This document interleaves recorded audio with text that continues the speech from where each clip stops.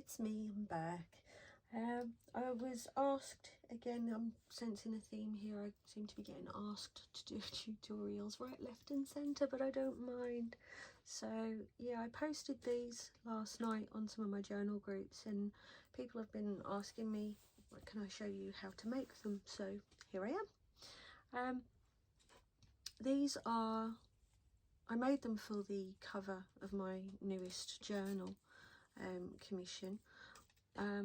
Today I'm not going to be teaching how to make the lace doily part on these ones because A, it's a bit long-winded, B, the way that I crochet seems to be different to most people, so folks struggle to translate what I'm doing. I hold the hook very weirdly, I'm told. But what I am going to do is I'm going to put some links in the description of suitable patterns to make these, but you can find your own as well. If you look on Google or Pinterest and search for crochet mandala patterns or crochet doily patterns, you'll find loads of them, and it doesn't matter if the ones that you find are for like really big doilies, because they're usually made using heavier cotton yarn and a bigger sized hook. They're usually made using something kind of that thick or more, which creates a sort of quite a thick chunky piece, and that was a similar method I used, but using crochet lace thread instead and a smaller hook. So it makes a massive difference. Plus, if you do find a pattern you like, you don't always have to go all the way to the end of it. Like this one, I think I followed a pattern for this one because I quite often just freehand them. I really like the way that the pattern just finished at that point rather than extending it out. I like the way that that looked, so you don't have to do that. You don't have to go all the way through a pattern.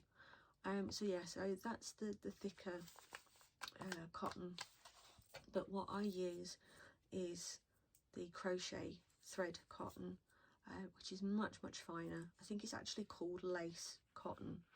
I'm not sure where I got this one from. I've had it a very long time, but you can find these in most craft sort of stores that do this sort of thing. And I use hooks ranging from 2.5 to 3.5, which obviously affects the size of your finished piece as well. I quite like to use a slightly bigger hook to get a more open and sort of floppy lace work, rather than the smaller hook, which gives you quite a sort of structured end result. So yeah, I'll pop some links in the description for those things for you, and at some point I might try to do a crochet tutorial and see if maybe you guys aren't going to find me too strange in my methods. Next, you're going to need some card. You only need scrap pieces really, but my scrap stash is elsewhere.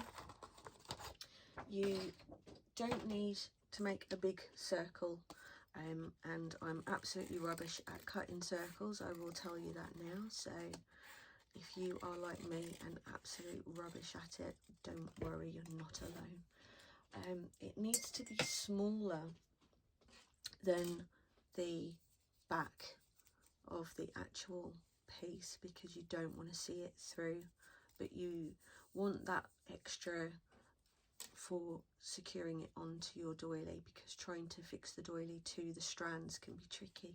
So it's better if you've got just something to stick that to. The next thing you're going to need is your strands of ribbon and things like that.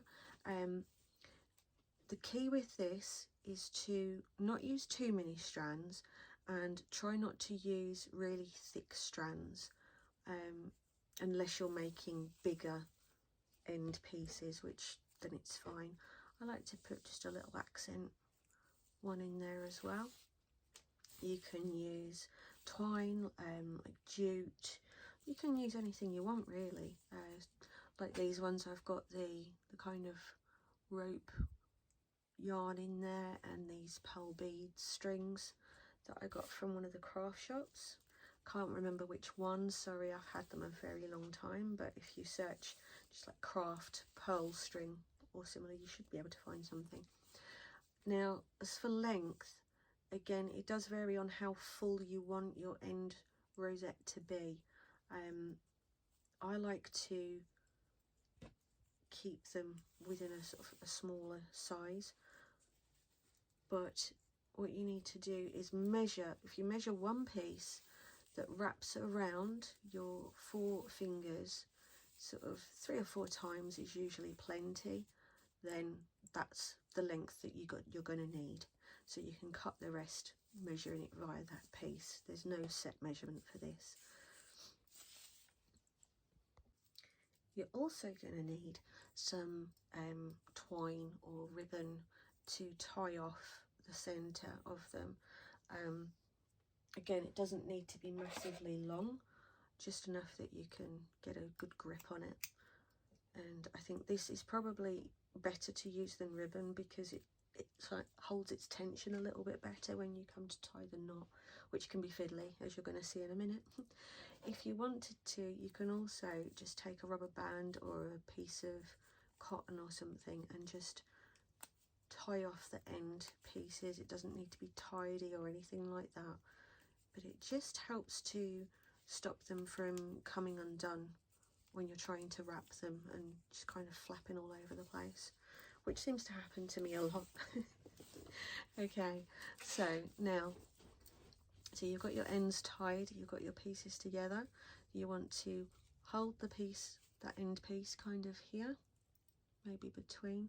Oh no, I'm forgetting something important, and I'm going to leave it in as a bloop. I don't care. Take your end piece that you're going to tie and just wrap it between your between your middle of your fingers. Then now we do this bit. Hold that there, and then you want to gather everything nice and tightly together and just pull it. You don't want to pull it really tight, because you need to be able to pull it off your fingers afterwards. When you get there, just give it a little twist around the back. That makes sure that things sort of alternate rather than just all staying in one place on one side. Do the same again, twist it, and then again, and then that's the end of it in there. Okay, so now this is the really tricky bit, or fiddly I should say, and you'll probably, like I do, fluff it up numerous times. It's fine. So all you have to do with this, she says, is tie yourself a little knot and just get that pulled as tightly as you can, which I've completely lost one of the ends now. Good Lord, what am I doing today? There we go. Now I've got it. Okay, so you're just going to pull that until it's tight. Okay, you want that to be holding on quite well. Then take both ends so that it doesn't unravel, and just gently ease that off your fingers. Now, holding that down, take your knot, give it a really good tighten. Now you can either tie another little knot in it to secure it, or a bow, whatever you prefer. There we go. And then that should now be really nice and secure to stop the pieces from separating.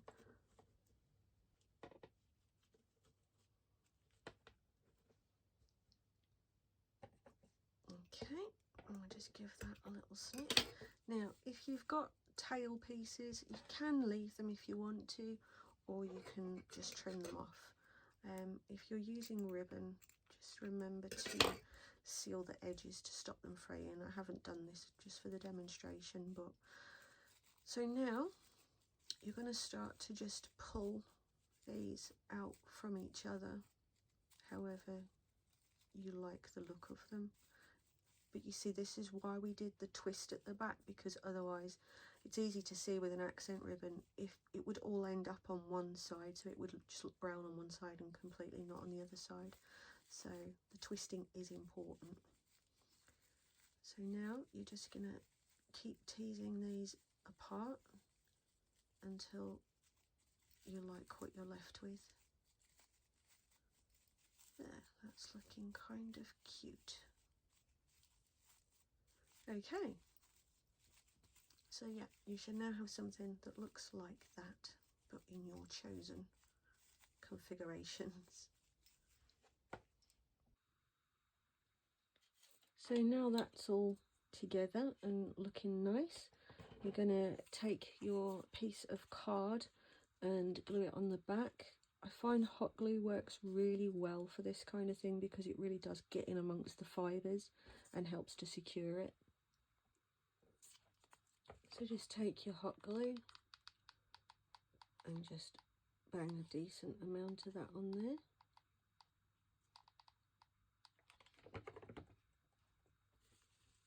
And then position that on the back. And you can use the glue on the edges of the card to just secure the pieces as well, to keep them open, because sometimes if you don't separate them enough they will try and gather back to the middle, so that's useful. Okay, so that's all glued in. Your last step is to decorate the middle if you're going to. I particularly love things like these to go in the middle of them, or kind of vintage buttons that I've salvaged from clothing and the like.